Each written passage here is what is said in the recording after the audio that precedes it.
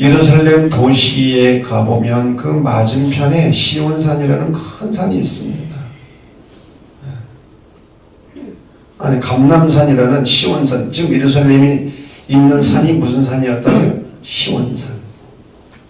그리고 그 시온산 앞에 감람산이라고 하는 산이 있는데, 그 감람산 안에 겟세마네라고 하는 작은 동산이 있는 거예요. 그래서 자꾸만 우리가 성경을 읽으면서 감람산은 어디고 겟세마네 동산은 어디고 혼동이 오는데, 감람산이라는 큰 산 안에 겟세마네라는 작은 동산이 있다, 이렇게 이해하시면 되겠습니다. 겟세마네라고 하는 말의 의미는 아람어로 기름 짜는 틀, 오일 프레스, 그런 뜻을 가지고 있습니다. 이곳에 감람산에서 나오는 감람나무, 올리브 열매로 기름을 짜는 틀이 있었던 것 같아요. 이곳은 조용하고 한적한 곳입니다. 그래서 예수님과 제자들이 자주 찾으신 곳이기도 하죠. 누가복음 22장 39절을 보면 예수님께서 나가사 습관을 따라 감람산에 가시매 제자들도 따라갔더니라고 되어 있어요. 예수님이 습관을 따라 감람산으로 가십니다. 습관이 영성이다라는 제목의 책이 있습니다. 습관이 바로 영성이라는 거예요. 습관이 매우 중요하다는 거예요. 어떤 분이 이런 말을 남겼습니다. 생각은 행동을 낳고, 행동은 습관을 낳고, 습관은 성품을 낳고, 성품은 운명을 낳는다. 생각이 행동을 바꾼다. 행동이 습관을 만든다는 것.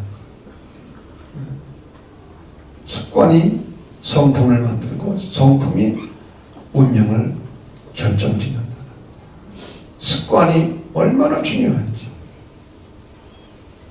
이런 말도 있습니다. 습관이란 처음에는 약해서 고무줄처럼 끊어지기 쉽지만 시간이 지나 몸에 배면 밧줄처럼 될 수 있다.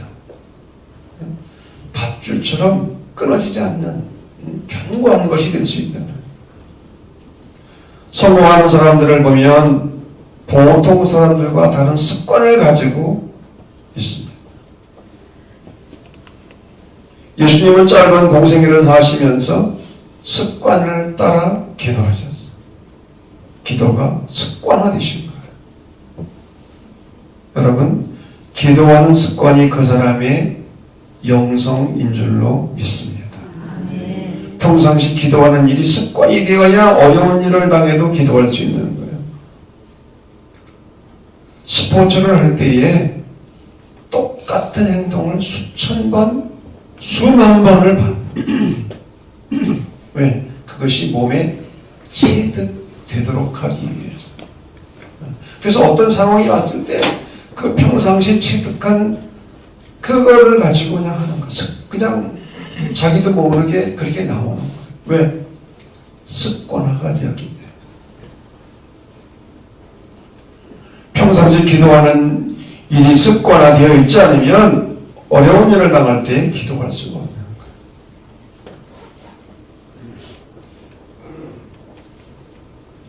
예수님은 습관을 따라 겟세마네 동산에 올라가시다 제자들과 함께 기도를 하십니다. 그런데 이 예수님이 드리신 겟세마네의 기도는 세 가지 특징이 있습니다. 고민하여 죽게 되었다. 얼마나 예수님이 고민을 하셨는지, 얼마나 죽을 지경이었는지. 내 마음이 심히 고민하여 죽게 되었으니 얼굴을 땅에 대시고,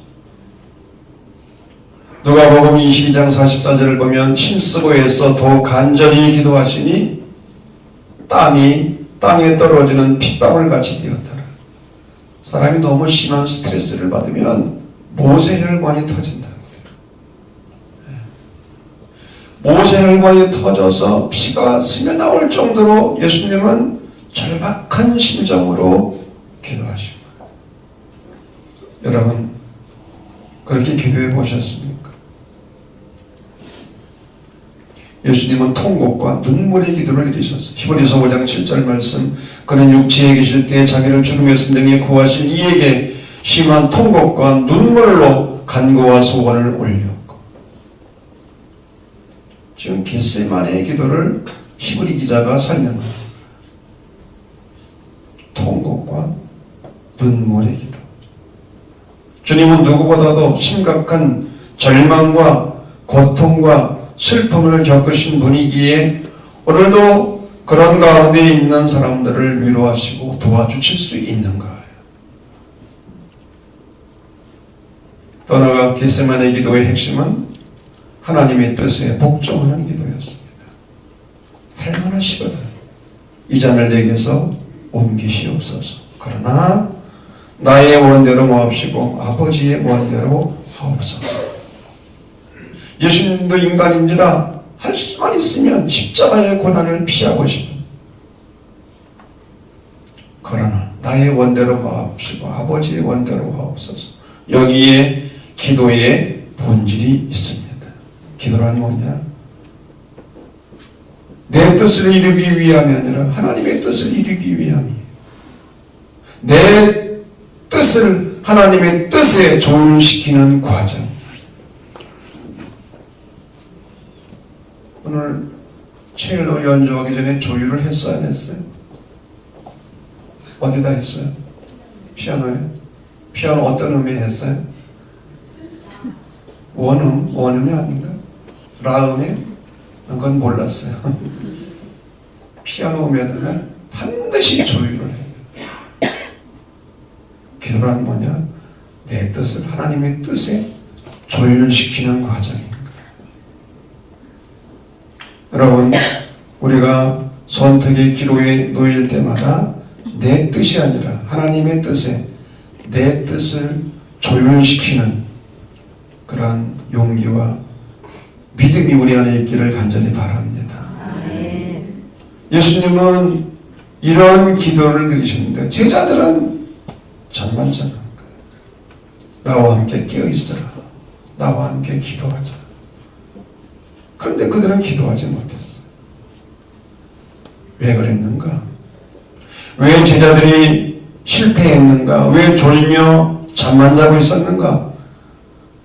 그때가 얼마나 긴박한 상황이었는지를 알지 못해요. 얼마나 긴박했는지.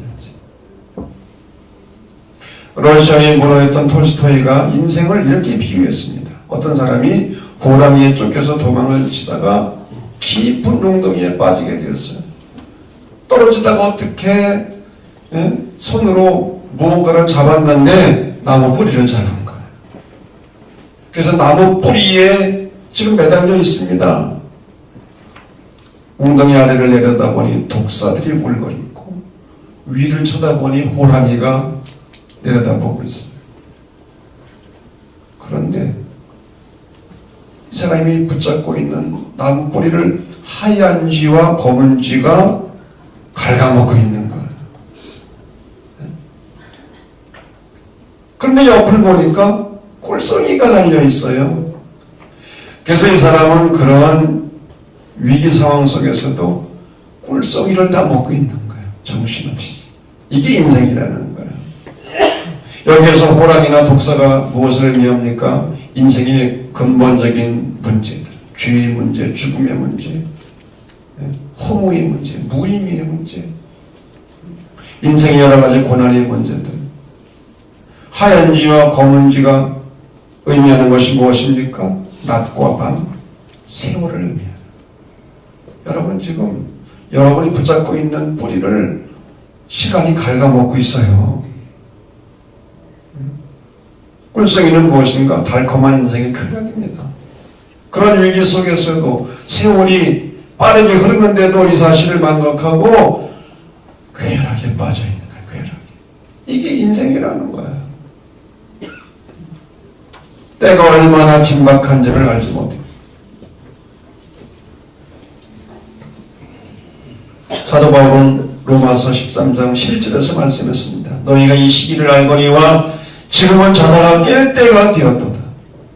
에베소서 5장 14절 말씀, 잠자는 자여 깨어서 죽은 자들 가운데서 일어나라. 이 시대가 얼마나 위험하고 긴급한지. 제가 청년 시절이니까요, 지금부터 40년이 넘었던 것 같아요. 40년. 그때 감명 깊게 읽은 책이 있습니다.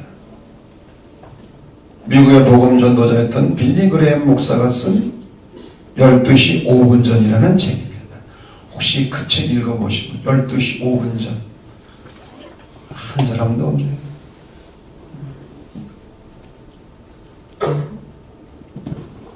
종말이 5분 남았다. 마지막이 5분 남았다.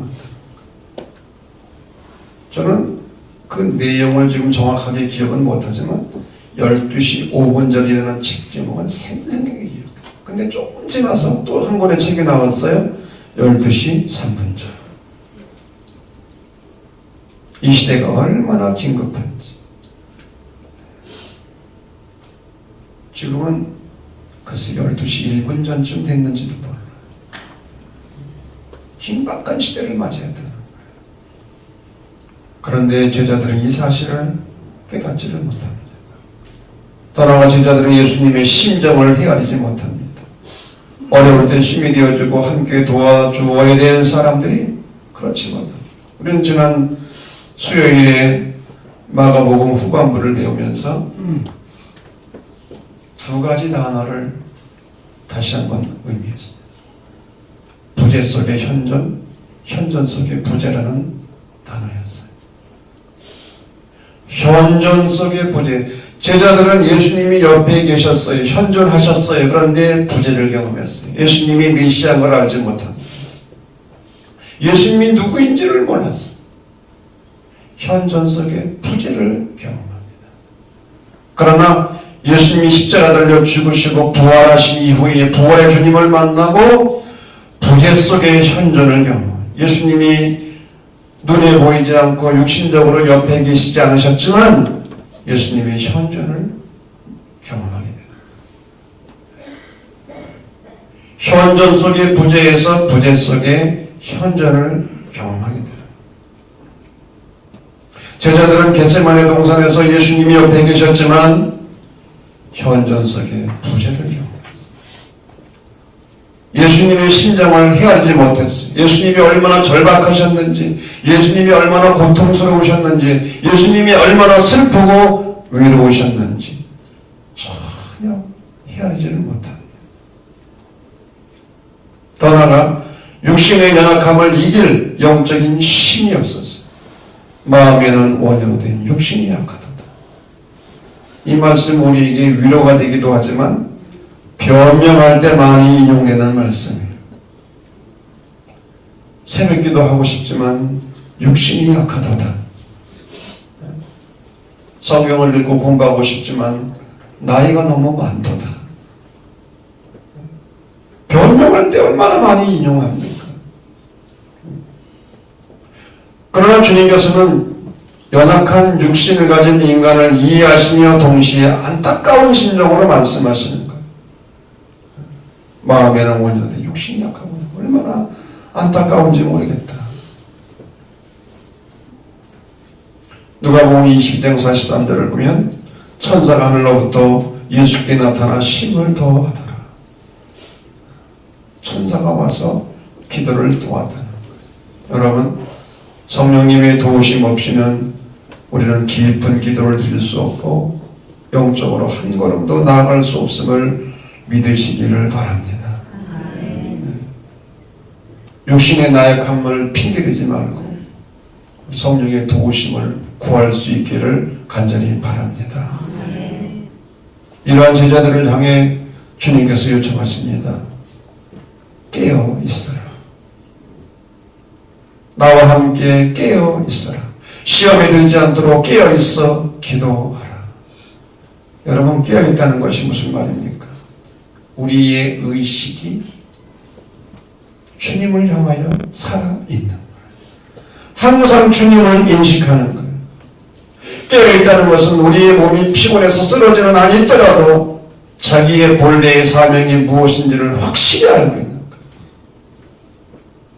내가 그리스도인으로서, 교회의 임원으로서, 성직자로서, 사회의 일원으로서, 가정에서는 남편이요, 아내요, 자식으로서, 부모로서 내 사명이 무엇인지 이것을 잊지 않는 거예요. 여러분, 사람이 왜 망가집니까? 왜 범죄하고 타락합니까? 자기의 사명을 잊어버리는, 깨어있지 못하기 때문에 항상 문제가 생기는 거예요. 그래서 주님은 깨어있어요. 왜 깨어있어야 되는가? 시험에 들지 않기 위해서, 유혹에 빠지지 않기 위해서, 범죄하지 않기 위해서. 여러분, 깨어있지 못하면 시험에 들게 됩니다. 유혹에 빠지게 됩니다. 더 나아가 왜 깨어있어야 되는가? 때를 알지 못하기 때문에. 언제 내 종말이 다가올지, 언제 주님이 다시 오실지, 언제 이 역사의 종말이 올지. 그래서 지혜로운 다섯 처녀와 같이 기름을 준비하고 깨어있으라는 거예요. 여러분, 우리는 5분 후의 일을 알지 못합니다. 우리가 어떤 일을 당할지, 언제 죽음이 찾아올지 때를 알지 못해요. 그래서 늘 깨어있으라는 거예요.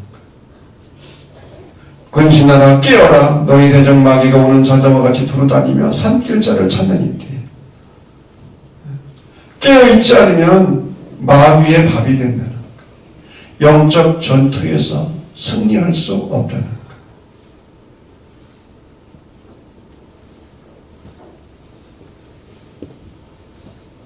요한계시록 3장에 보면 주님께서 사대 교회를 향해 주시는 말씀이 있습니다. 살았으나 죽은 자로다.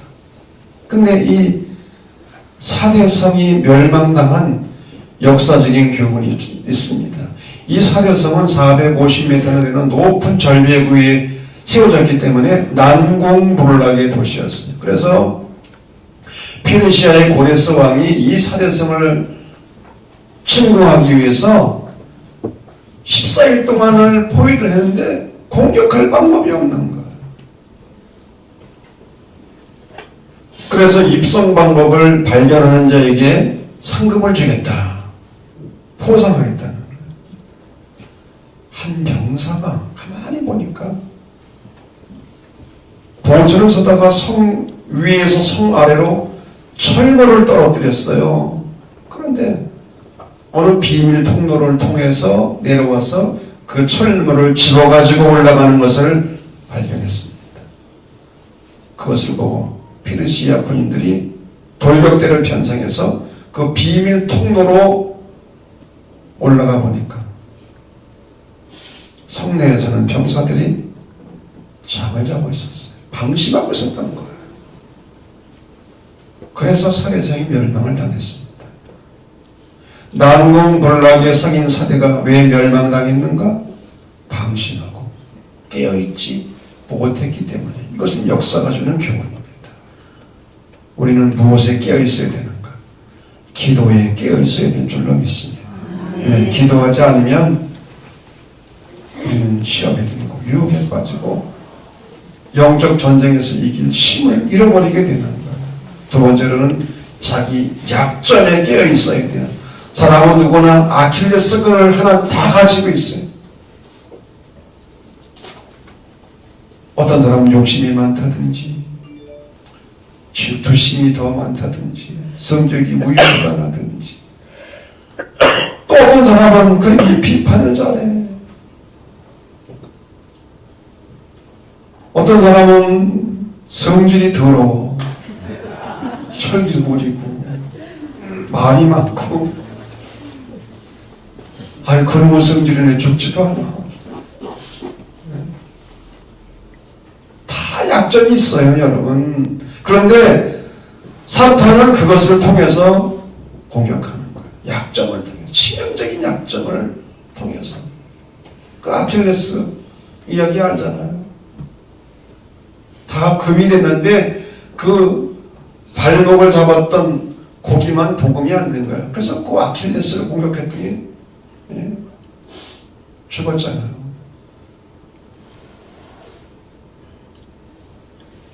심지어는 자기의 장점이 무엇인지를 알아야 돼요.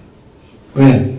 그 잘난 것 때문에 교만하게 되고 방심하게 되고 망하는. 어떤 사람은 인물이 너무 잘났어. 어떤 사람은 머리가 너무 좋아. 너무 건강해. 너무 재주가 많아. 여러분, 그것 때문에 위기가 올 수 있어요. 역사적으로 보면 큰 뿔 때문에 멸종한 사슴이 있습니다.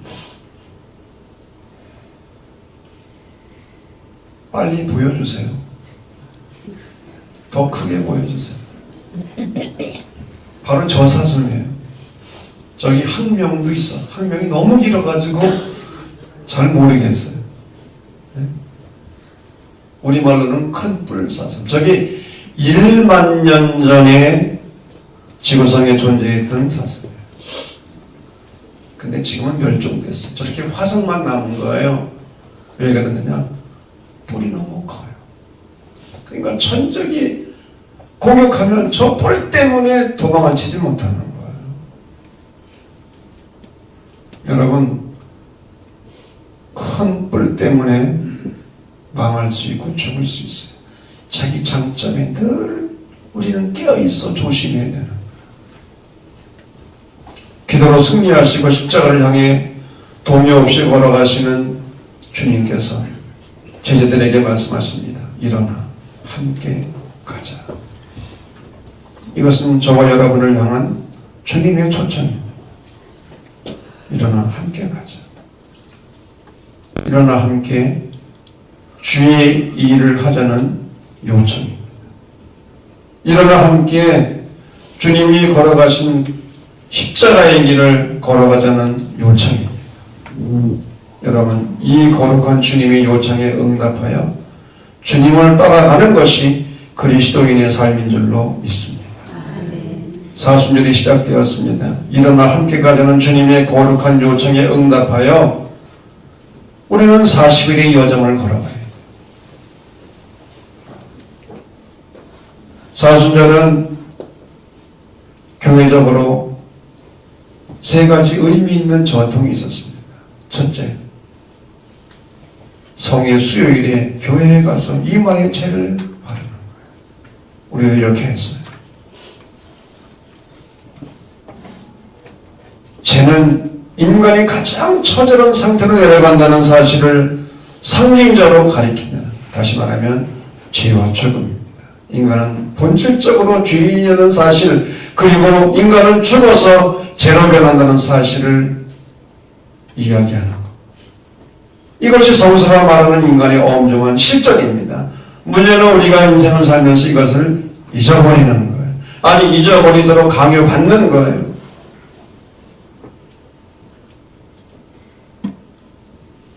지난 금요일에 우리는 이 죄의 수요일 예식을 행했습니다. 한 사람씩 앞에 나와서 무릎을 꿇고 제가 이마에 십자가를 죄로 그리면서 말씀드렸습니다. 기억하라. 너는 흙이니 흙으로 돌아갈지로다. 그러면 어떻게 고백을 했습니까? 주여, 우리 노영근 장로님 뭐라고 응답하셨죠? 주여, 아니 근데 나 그날 실망한 것이 앞에 이렇게 다 화면에 띄었거든요. 근데 그걸 못해.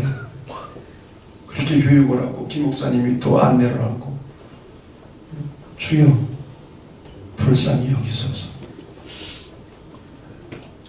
한번 해보겠어요.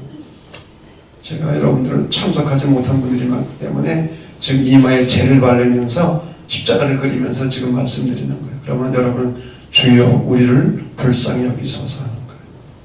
자, 제가 합니다. 사람아 기억하라. 너는 흙이니 흙으로 돌아갈지로다. 주여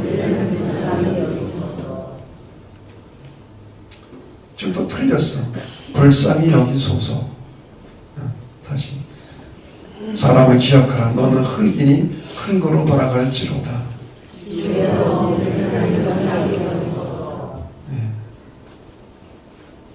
죽음을 기억하라. 결국은 죄로 돌아간다는 사실을 잊지 말고 살라는 거. 왜? 그럴 때만 인간은 겸손할 수 있어. 진실할 수 있어. 더 나아가 사순절은 금식의 계절입니다. 인간의 가장 강렬한 본능 가운데 하나인 식탐을 억제하는 식탐. 식욕을 절제한다는 것. 왜? 오늘의 문명은 먹는 것을 탐하게 만들기 때문에 구제와 선행입니다. 금식이 식욕이라는 인간의 본능을 억제하는 것이라면 구제와 선행은 탐욕을 제거하고 자기와 자기 가족만을 위한 생존 본능을 제어하는, 다시 말하면 더불어 살아가는 삶의 차원으로 영적인 시야를 넓히는 것입니다. 대부분의 많은 사람들이 존재를 위한 삶이 아니라 소유를 위한 to have의 삶을 살아가고 있습니다. 죄를 이마에 바르는 것이나 금식과 구제는 다소 자기를 부정하고 이로 인한 고난을 담보합니다. 그래서 사순절의 영성은 고난의 영성입니다. 그리고 고난의 핵심은 십자가입니다. 그래서 사순절의 영성은 십자가입니다. 십자가에서 중요한 것은 십자가 자체가 아닙니다. 거기에까지 이르게 된 예수님의 순종입니다. 주님은 십자가를 지시기까지 하나님 아버지께 철저히 순종하셨어요. 그래서 십자가의 영성은 한마디로 순종의 영성인 것입니다. 고난 자체가 중요한 것이 아니에요. 여러분 일부러 고난당하려고 하지 마세요. 그 고난이 하나님의 뜻에 순종하기 위한 고난이 되어야 되는 거예요. 아멘. 그럴 때만 그 고난은 의미가 있는 거예요. 고난 자체가 의미가 있는 것이 아니라 순종을 위한 고난이 되어야 된다는 거예요. 사순절 기간 동안 고난을 위한 고난이 아니라 순종을 위한 고난이 되어서 주님의 은혜를 더 많이 경험하는 복된 계절이 되기를 주의 이름으로 간절히 축원합니다.